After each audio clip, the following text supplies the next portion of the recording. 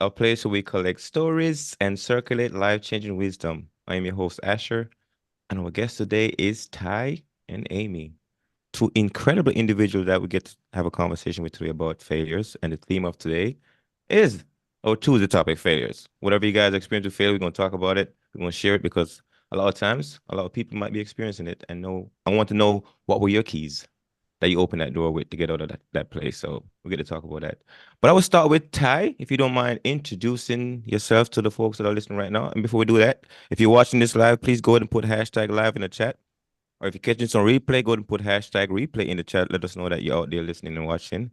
And with that, Ty, go ahead and tell us about what you specialize in, how you add value to the world, who you being a hero to, my friend. Well, I'm Tai Goodwin. I am CEO of that marketing team. My clients call me their vision midwife. I work with a lot of thought leaders and spiritual entrepreneurs, helping them get their message out into the world. And last year, I decided that I wanted to create more of what I wanted to see. Mhm. And so that's why I decided to focus on helping the people who are the healers, the coaches, the guys, the people who are doing transformational work. I wanted to use my marketing superpowers and my intuitive strengths to help them get more visibility and get seen in the world so we can actually just change things and make the world a better place. Well, I want to look at me a lot more too, so I'm gonna have to get some of your expertise here, Ty. Amy, Seriously. love you, Mike, by the way. Talk to us, please. Oh, thank you. This mic just reminds me of my background is like fitness, and I used to teach fitness classes all the time. So I feel like I'm at home when I have it like right in front of my face. Anyway, yeah, my name is Amy Sanders. I'm a mindset and business coach, and I focus a lot on the self-trust and the imposter syndrome and the things that keep you from moving forward. And I do that because of my own experience in entrepreneurship. I've been an entrepreneur now for, gosh, over 20 years. So I have had a lot of successes and failures, more Mm. failures than successes, but I learned from all of those. But my biggest thing was I had to learn how to self-trust because I lacked that at a level that really made me be a bottleneck as I was the CEO of different companies and different things that I was doing. And so that is where my genius is. And that's what I love coaching, especially women. I work a lot with women on like in and on their business. And that's where I love to live, is just to open up their mind. So of what's possible for them. Well, thank you so much for sharing that, Amy. Everybody listening, you guys heard about these qualities of these ladies. Well, I'm going to ask the question first to start off with Amy right now Okay. about if you had to tell the perfect message around failure, the perfect message that would transform somebody's life right now, what would that message be with failure for you? Well, I feel like that's a high stake. A perfect message.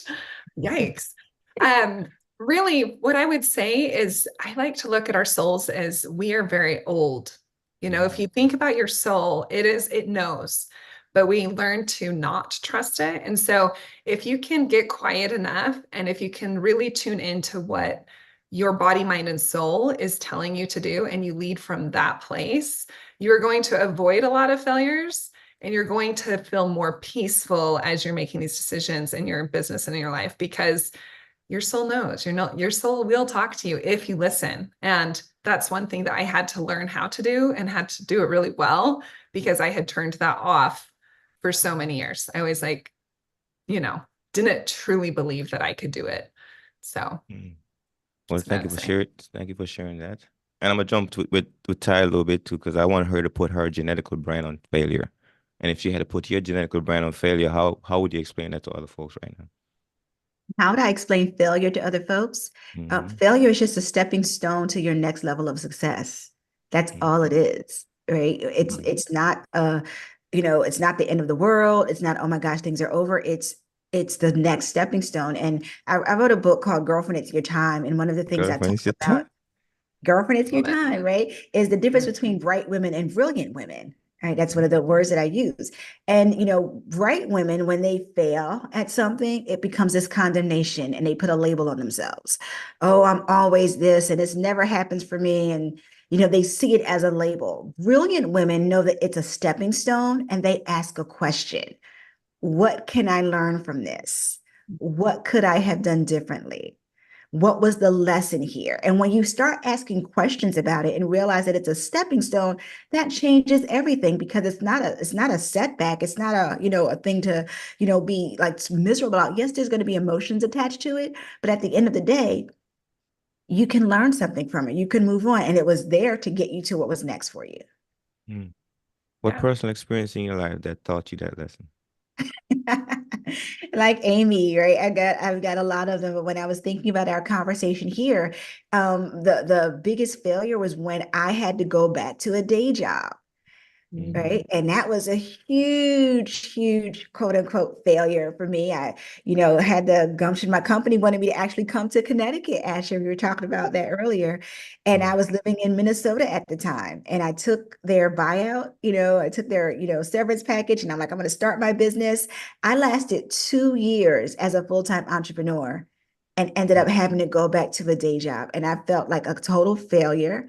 I felt like, oh, you were this big shot making six figures and you can't figure out this entrepreneurship thing, or something wrong with you. And after all the talk about being my own boss and living a good Mm. life of not having a schedule, having to go back to a day job, that was felt like a monumental fail for me at the time. Mm. And how did that transform you into the person you are right now? Three things. Number one, I learned that there's sometimes that you need to pivot and make a change. Right. If I had Mm. stayed doing what I was doing and not knowing how to figure things out, I would have been even more miserable. But the fact that I got a job and I got the structure that I needed and I was able to make that decision and take action, that set me up for the success where I am now. We're going into our 7th year as a full-time entrepreneur. Right. Mm. So that's a huge change. The second thing was learning how to ask for what I needed. That was a huge reason why it failed the first time. I wasn't opening my mouth. It was literally, you made six figures. You should be smart enough to figure this out on your own. Mm. And I suffered in silence and I didn't open up. I didn't ask for what I needed. And that got me to where I am now with actually being able to help my clients with that. One of the sayings that we have is, a closed mouth don't get fed. Right? If you're not opening your mouth and asking for what you want, and you're passively waiting, and a lot of people do this in marketing, which is kind of what I, which is not kind of what, which is what I help my clients with. You're passively thinking that people are going to find you and come to you, and that's how you're going to build your business. And that's not how this works. You have to be proactive and take action. And if I had not have failed, I would Mm. not have been able to identify these building blocks to be where I am now. Mm. That's incredible, by the way. I love that. Thank you for sharing that. I don't know. I see Amy shaking her head, like sitting from your side of the vantage point. What are your thoughts over there, Amy? For one, I'm like, hallelujah, girl, you go, girl. That's what I'm saying. And I'm just nodding my head because yes, like it does start with you. And she went back, she looked at her life. It felt like a massive failure, but that was just a stepping stone. And I've never really loved the word failure because it Mm. feels like things are done. Like, oh, that was it. And in my life, that has never been the case. It has been, okay, yeah, so this didn't work. I love that you mentioned ask the questions. Okay, so why didn't this work? And in previous businesses that I've owned, when things haven't worked, I was the bottleneck. I mean, literally, I was the one that was in the way of my own success and I didn't see it.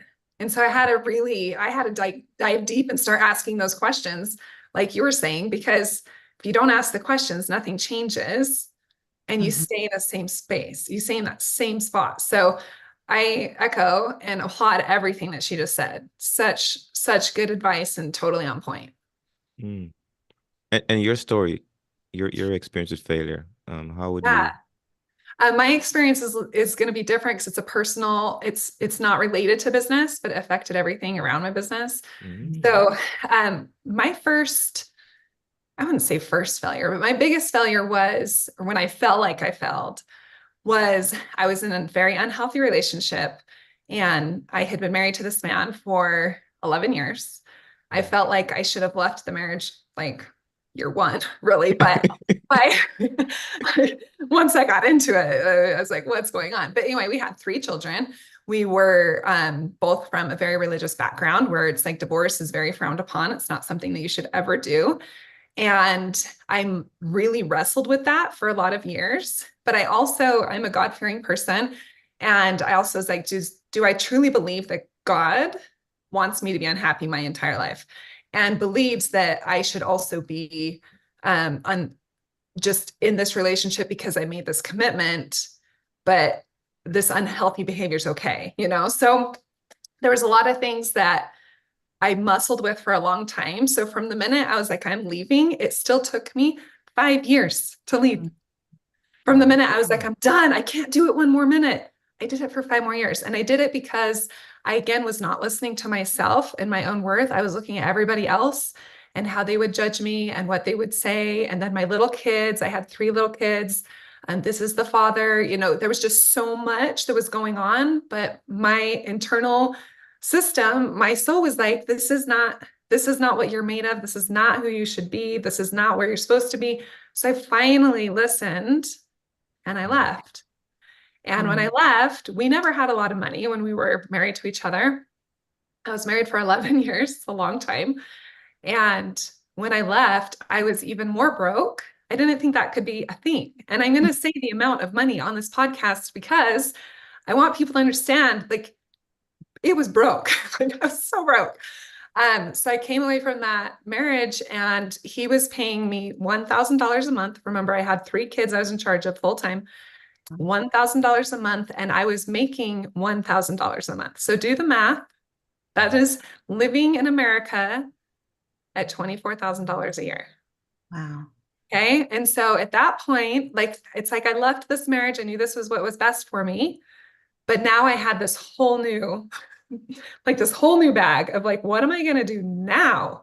And how am I going to, like, I love these kids. I don't want to go to work full time. I've always been somewhat of an entrepreneur. Like, how am I going to make this work? And so I did get super scrappy.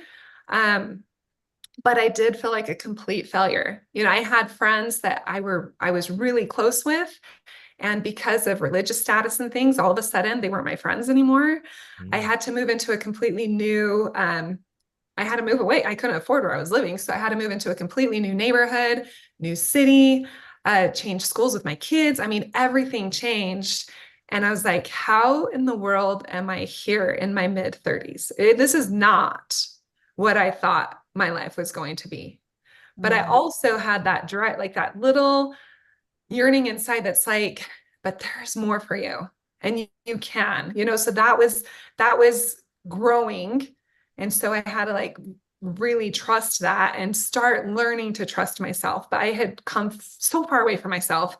And so that is when I look back at failures where I felt like just the complete failure to my kids, to my community, to my family. I mean, my dad came over one day and was like, you need to stop being selfish and go back to him. I know he doesn't treat you well. And there was infidelity and other things going on. And he's like, but you made a commitment. And I just remember looking at my dad thinking, what? Like, what? How, what? You know, just like I couldn't even believe it. So I feel like I let a lot of people down by that decision at the time. However, it was a massive stepping stone of what was to come. And my life is completely different now. My kids' life is completely different. Even my ex-husband, which we have a better working relationship now than we did then, even his life is so much better because I made that decision. I did not know that that would be the case. And it was so scary, but that was mine. Tai, I'm sorry. Tai, I know you got questions for Amy, so I'm gonna let you ask it.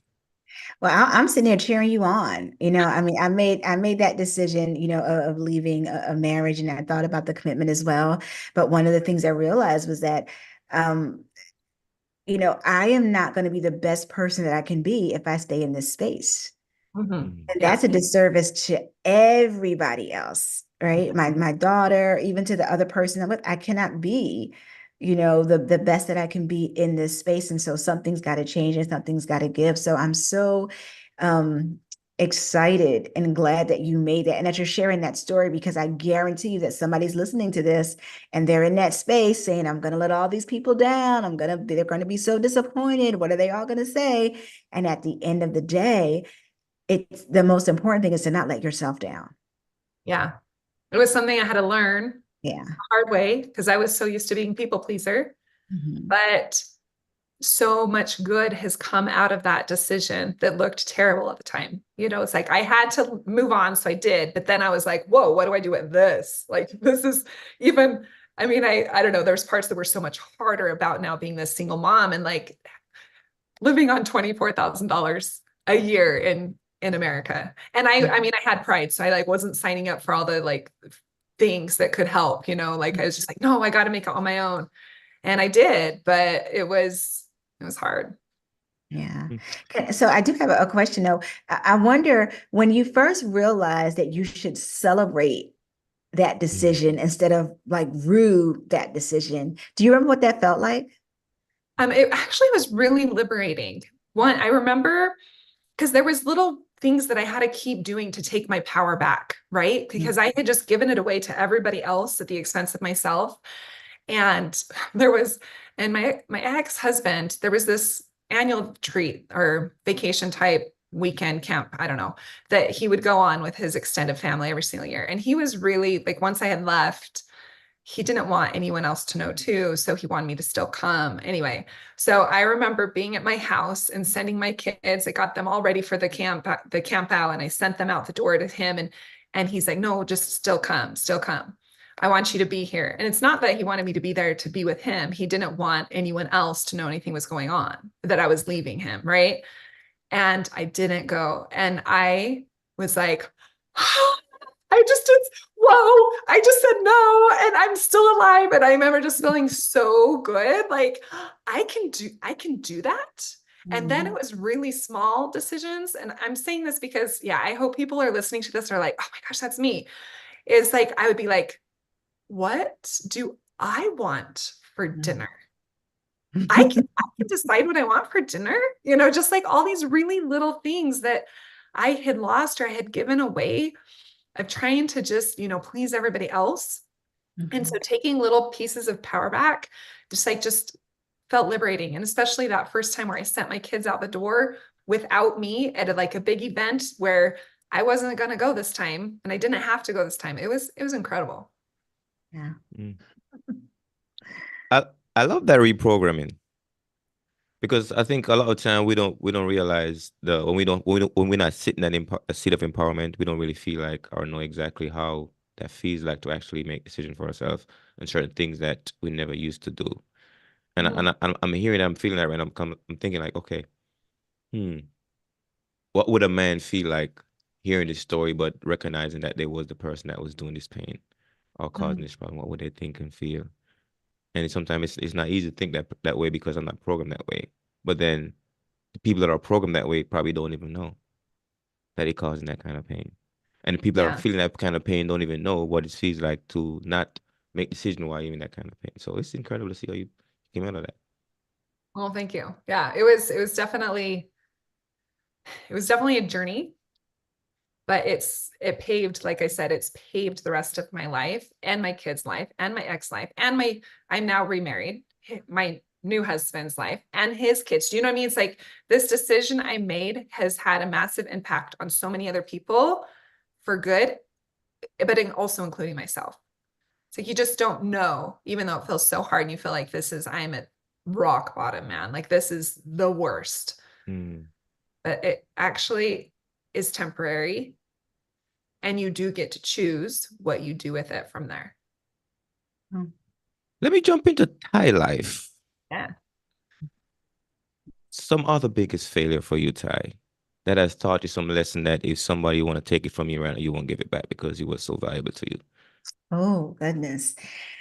Um, man, there's a lot in there that if somebody was to try to take it from me, I wouldn't give it back. Mm-hmm. Making a decision to change careers. This is another one, and it's more work related still, but I got my dream job at one time. I thought I had my dream job. And it was an amazing move. It boosted my career, my salary by like $20,000 in one move. It would put me in New York at what I thought was going to be the most amazing company. I'm a bookworm. I love books, have loved books my entire life. So imagine getting to work at your dream company that is a bookstore, right? and work in their corporate office in New York City, right? And Fifth Avenue, by the way, so making big time and all that. And I thought I was going to be there forever. And I lasted 9 months in that company. Mm. And I left of my own accord, I left.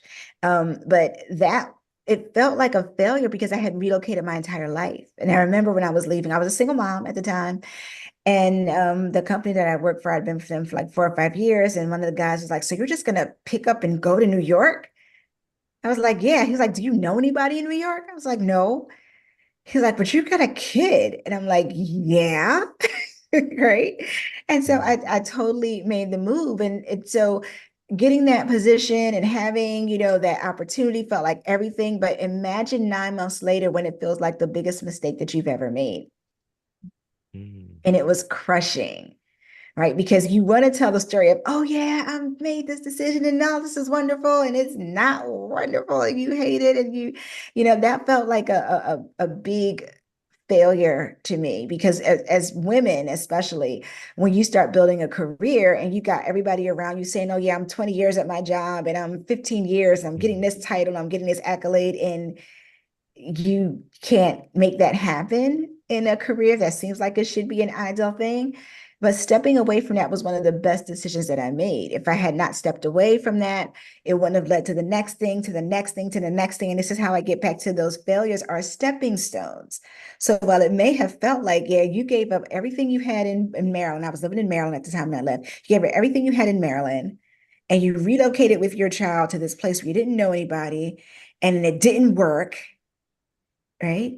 But that was a stepping stone to what was next. And so I say this to say that even if sometimes we make a decision and it doesn't turn out the way we expected, we want to beat ourselves up, right? We want to Mm. say, "Oh my gosh, I can't believe I did that. Oh my gosh, I shouldn't have done it." And we second guess ourselves. But the thing that we have to remember is this: sometimes when you ask for something, it's going Mm. to take years for you to get what you ask. And all of those things that you might think are failures is the path that actually gets you to what you said you wanted. Because it doesn't just happen overnight. Like we see people's overnight success and we think, "Oh my gosh, they had one interview and they got the job. They had one client and they landed a six-figure deal," right? And that's what the internet makes us think, that it's just one thing. But in reality, when you ask for something, I'm a big believer of we get to speak what we want. We get to ask for what we want. We get to create the life that we want. The minute you ask for that and you start to move in that direction, everything lines up. Even what you think is a failure, it's not. It's a stepping stone lining you up for the thing that you asked for. Wow, that was powerful. You got me thinking now, there, Ty. And here's what popped up in my mind. He was talking just now about the relocation. And I often think that our biggest mistake oftentimes lead us to our biggest breakthrough, right? If we just kind of pay attention to them. But you Mhm. was talking about moving around. Yeah. And I think when you order something from the universe, what normally happens, it's on its way, right? But then the address needs to be the same. So Mhm. when you start switching address, like, okay, the package won't get delivered until you're at the right address. So the universe is going to keep moving you around until you're back at the right address. And that's why Mhm. I think about life, the things that we really, really want from life. Sometimes in life, okay, all right, you went to New York, but guess what? The delivery point was New York for the thing that you really want. So the universe move you back into the place that's gonna get delivered to. That's how I see things sometime in the world. What are your thoughts? I'm laughing because two years ago now, I traveled for the entire year. It's my 50th birthday. I was turning 50 that year. And so every month that year I traveled. Like that's when I went to Jamaica. I Mhm. went to Dubai. I went to Colombia. I went to Panama. And part of it was though, I wanted to be in a relationship too. And so I'm laughing because I was going to all these South American countries and I ended up back in Florida meeting a man from Venezuela, right? So I traveled to all these places only to find love, right? The address was here in Florida the entire time, even though I'm traveling all over the world, like Yeah, the trying to delivery address was right there. Yeah. Wow. exactly. So I had to be here. But yeah, but I agree. I think, like I said, it's all aligned, right? So we'll take the steps when we're willing to and when we're ready. to put ourselves in the position to get what we've asked for, but we've got to be willing to do that work. Mm-hmm. You got to be willing to walk away. Now, Amy, what are your thoughts?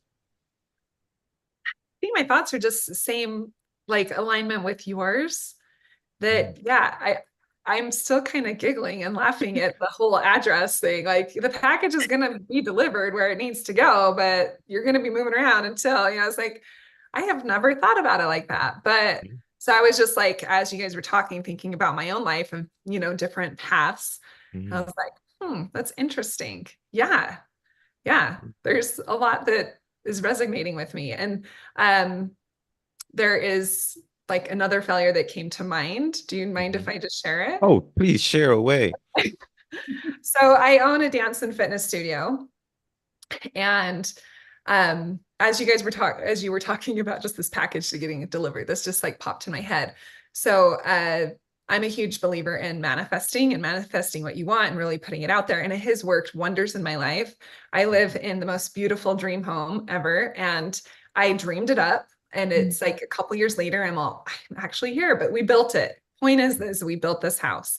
And my dream, my ultimate dream, what I thought was going to be like the best thing in my entire life was to build a fitness studio underneath the house. So we dug really deep. We built this big studio. And at the time, I had been a fitness instructor for over 20 years. I had all of the expertise. I had helped thousands of women. I had all of the bells and whistles, right? But I moved to a new area. And in this new area, I wasn't the it girl yet because no one even knew who I was. But to me, I thought I was like the it girl, the it fitness girl. And I was going to charge, these astronomical rates. Really, they weren't that big in my mind, but to other people in the area, they were. So I opened up this fitness studio thinking, oh, the crowds are going to come because it's me. Nope.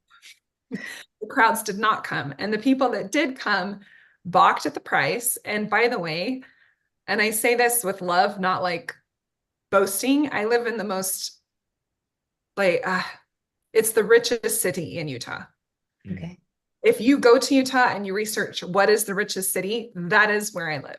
And I'm like, how are these people balking at these prices? Like, I don't think they're astronomical. I don't think it's that bad. But no one was signing up for this massive program that I had offered.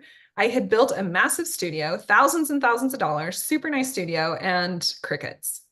So that was another thing that just made me feel like, what am I going to do? Now I have this space. I built a space. So I had to get creative and be like, well, what am I going to do with this space? Well, I turned it into a fitness studio, or I mean, it was supposed to be one. I turned it into a dance studio, which weirdly, then moms started coming to the fitness part, but it was not the path that I initially thought it was going to be. It was something different. So I offered kids dance classes, hired dance instructors, and then the other part started growing. But it wasn't the way I anticipated. It wasn't what I thought. People didn't think that I was just, better than sliced bread. I was used to teaching these classes at all these gyms and having, a wait list. And now I'm like, I can't get two people to come work out with me in my studio. That felt terrible. I was like, what is wrong with me? I started asking all of the like low level, low vibration questions, like making it about me.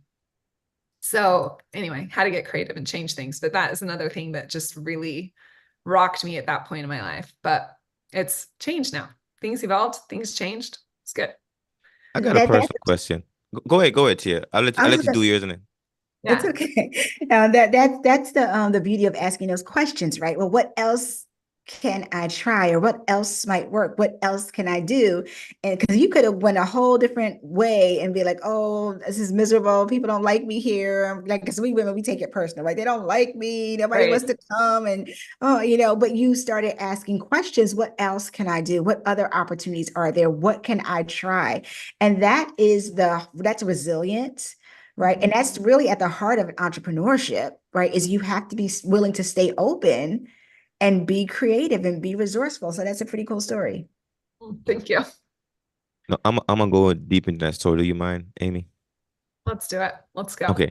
All right. So I have a friend, and I was having a conversation with her about she loved dancing, and she lives in a little town where there's not much there because the folks that lives there probably don't do dance. So she like the 90s and the early 2000 kind of music, right? So we was talking about like she was like, I would love to like find a place like where mom can go and just dance, you Yeah. know? Versus I don't want to go to the club, but I want to go to a place I can just go and dance. So when you were talking about teaching lessons to the little kids, so forth, so on, I was thinking about, hmm, if you had to give like kind of advice as far as problem solve this situation she's in, where like, okay, she want to go places to dance, but she's not close to the city, but she want to bring that resources to her. Just kind of figure out exactly how she can pull off that idea of I want to dance, I want to bring people together and dance together, moms to go dance together. What would be your ideas on that? First of all, I think she absolutely should do it, Mm, and that there is a massive need. mm, So she can create a space, and that space could even be outside. It could mm, be at a park. It could be, I mean, it can be anywhere. It doesn't have to be mirrors in this closed space, or it can be. But I also do that now because I love that.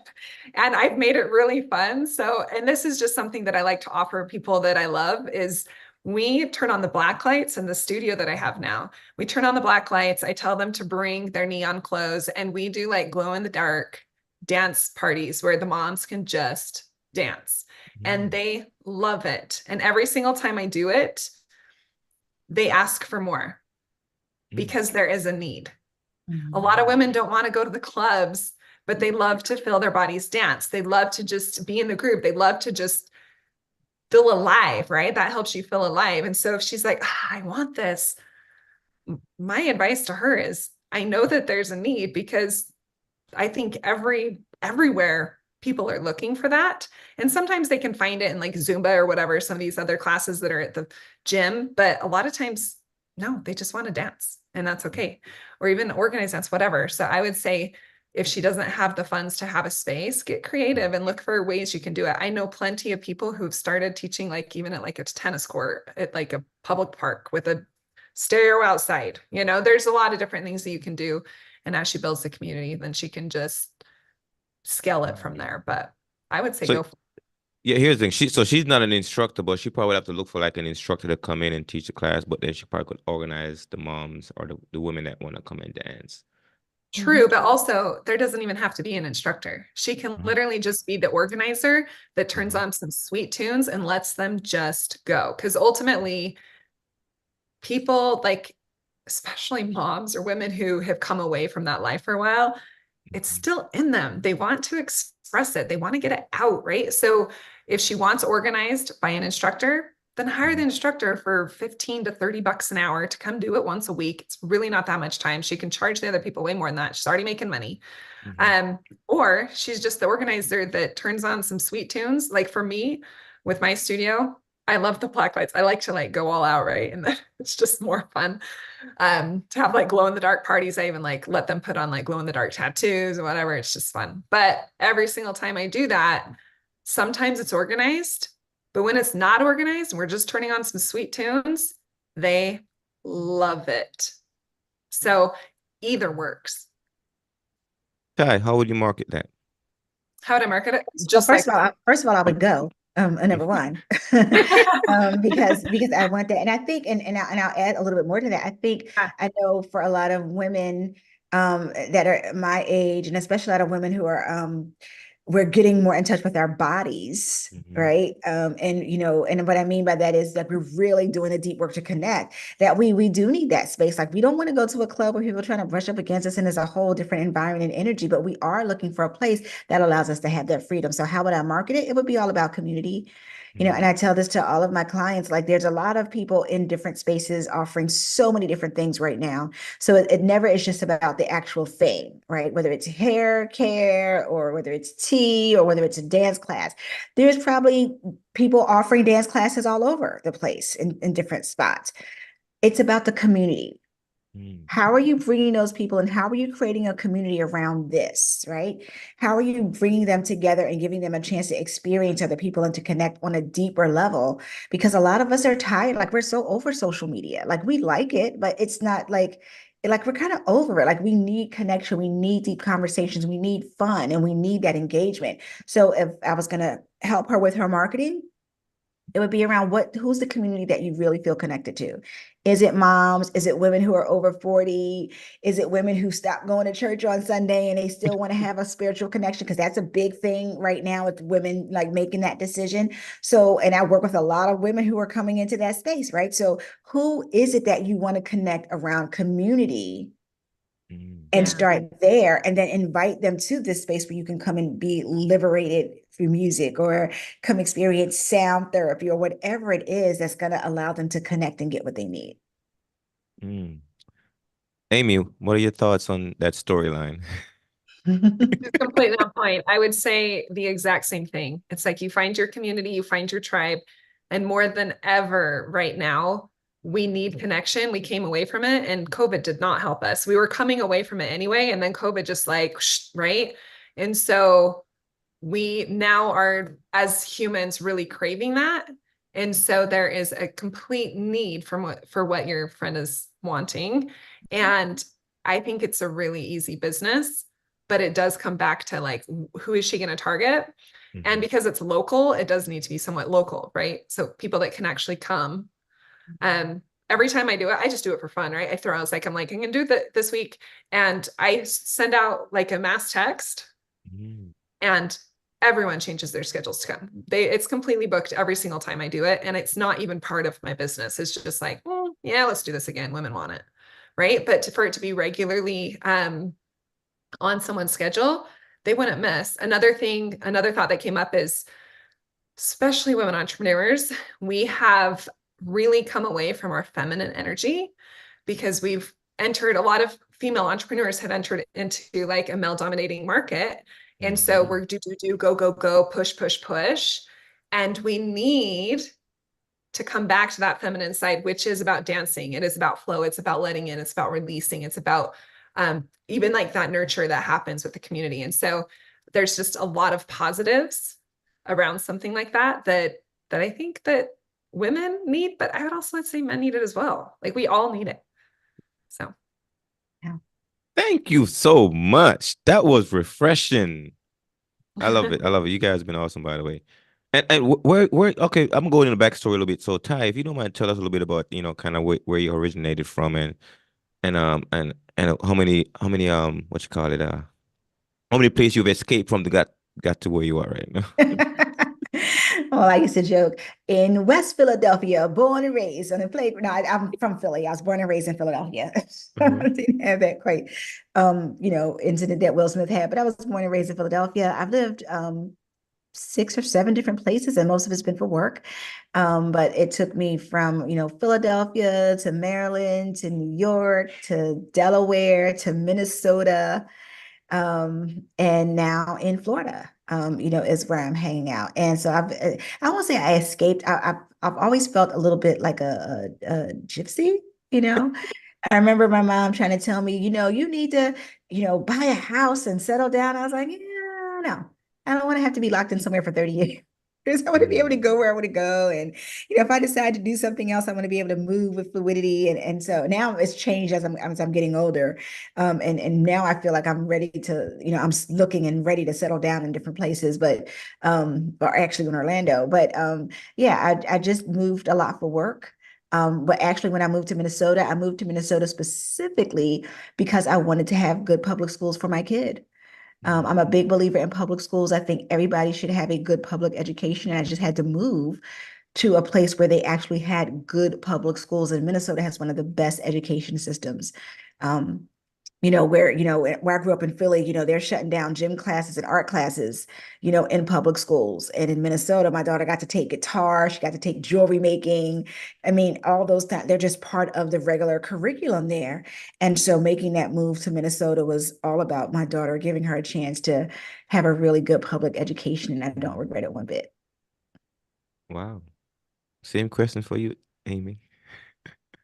I love Utah because it's everything that I love. There's the mountains, there's the lakes, there's all of the national parks. And so I'm a very big outdoors person. So I always land back in Utah, but I have lived in Colorado, which is very similar to Utah. And then I've also lived in Indiana, but I've lived in a few different cities within where I am now. And it's just, it's what I love. It's all the things that I love. So I could be in the mountains in 8 minutes, argue with Mhm. that. So yeah. I love Colorado. I was I was there before I got to Connecticut here because I was in the military. I did 22 years and I retired in Colorado Springs. So I used to love Yeah, like my favorite place to go is like Vail. I love Vail. I used to go there like travel there most weekend in the winter, go ride my snowboard and stuff. And I loved it there, man. I love Colorado. It's a beautiful beautiful. place. Yeah. Colorado and Utah are similar that way. They're both very Yeah. pretty, but that's Yeah. me. I'm complete outdoors girl at heart. So let me Outdoors. go camping, let me hike, let me ski. Like those are my things. Yeah. Yeah. All right. Okay, we're gonna wrap up because I think we have earned our pay today. I think we have done this conversation. So if somebody gotta reach you, um, Ty, somebody gotta reach you, how can they find you other than the social media? You said other than social media? Hmm.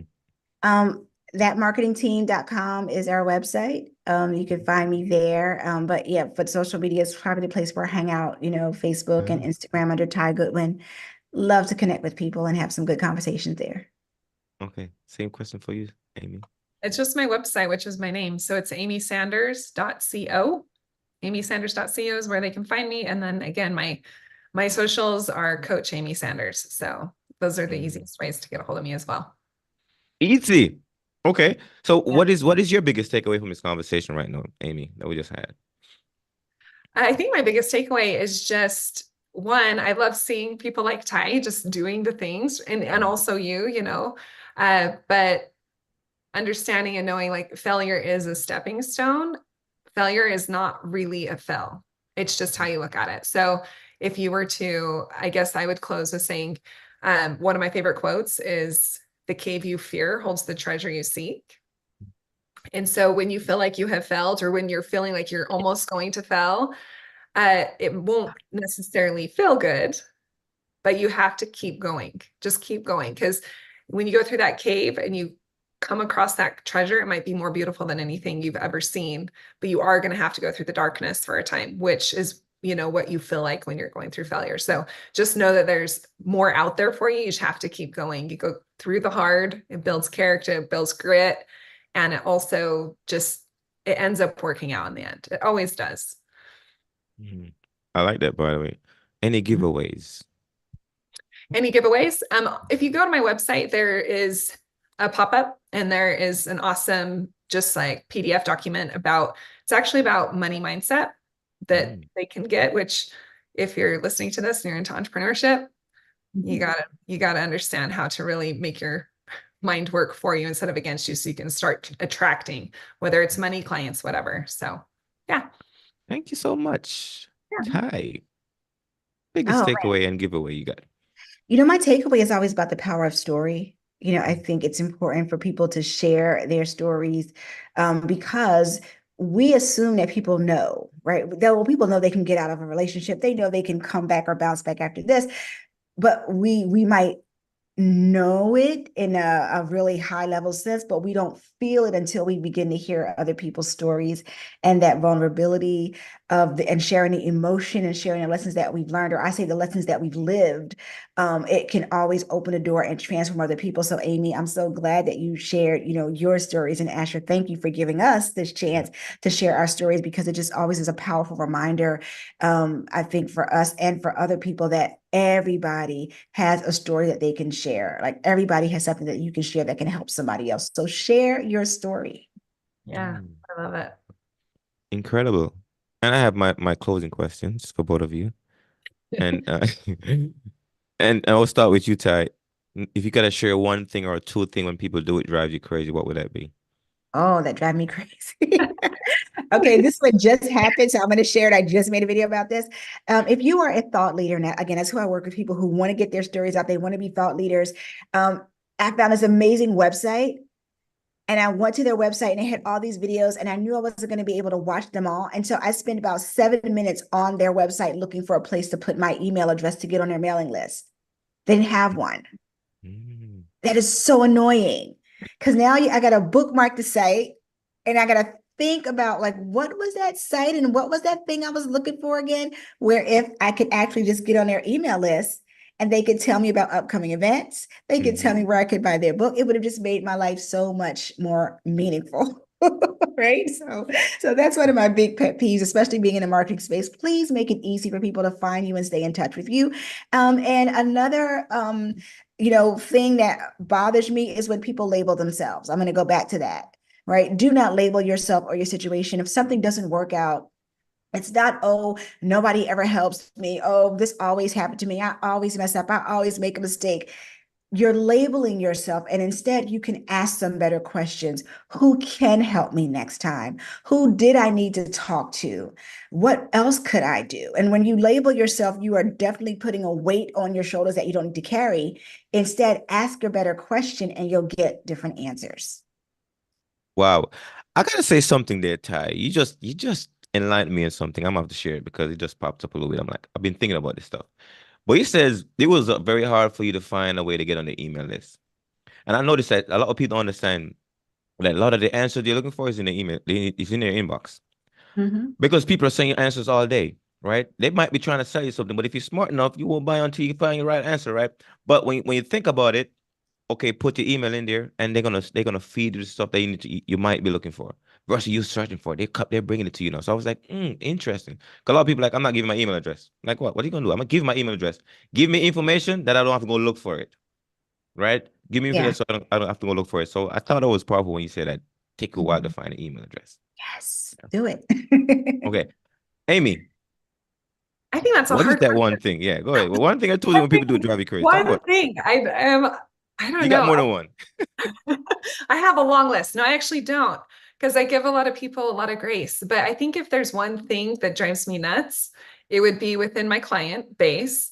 And it would be when I'm coaching them and I'm helping them and we're getting deep and we're uncovering layers and we're really working, and then they don't do the work. I think that's what drives me nuts is like knowing and seeing what possible outcomes someone can have, and they're so close, but they don't see it for themselves. I think that's what drives me crazy. So I'm just like, oh my gosh, I see everything that you can be, and everything is so close and right there. But it's that belief again, like they have to believe it for themselves, and I cannot do that for them. Mm, So I think that is the one thing, at least right now, that's coming to my mind is wishing that I could like give this belief and stick it in someone else so that then they can just, thrive without making, the same mistakes that maybe I had to make to get to where I am. But I know that's also their journey and their process, but that's probably the thing that drives me the most nuts right now. wow. You guys are incredibly wise, by the way. So thank you so much for the generous use of your time and sharing your wisdom with us today. And you tune in to Pandora's Awareness Podcast, a place where we collect stories and circulate life-changing wisdom. And I have to say, I was thinking about we talk about failure today, and for me personally, failure is simply a new experience. If you think Mm. about it deeply, that's what failure is. And I think success is just a cycle that happens consistently the same way. So now, if you think about success, something that happens the same way, the clocks go from 1 to 24 hours, the same way every day. To break the cycle, that means you got to fail at that cycle.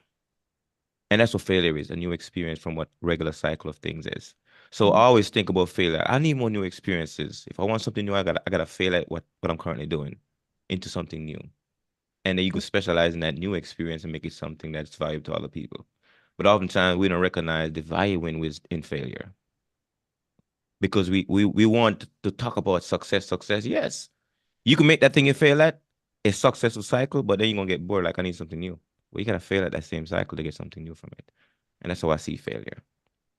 So thank you so much for your Interesting time. perspective. Thanks for sharing that, Asher. Yes, appreciate it. Any last word before we close out? Hey, no, I want to say thank you for doing this work.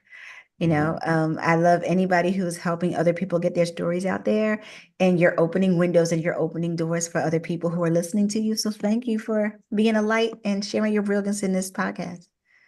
Ah, thank you so much. And I echo what she said. And then to the people who are listening in, I would just like to add whatever is on your heart, if it's there, you can build it. You can build it. There is a way, and it is talking to you for a reason. So listen, get curious, listen, and then start to take the action so that you can realize your dreams. Mm. Incredible. And my biggest takeaway from both of you today is the power of belief. Is belief. I think you guys are I think your top products is belief right now. I think you've instilled so much of that in other people. And when people think about belief itself, it's really the energy that drives us. That's what belief is, the real energy that really drives us throughout life. Because without that belief, we won't do certain things. So we need that energy, we need that fuel. And we are getting that from both of you today to kind of drive folks along the way. So appreciate your time. Thank you. Thank you again. And with Thank you again for the opportunity. all Yeah, right, thank with you, that, Jamie. all right, with that.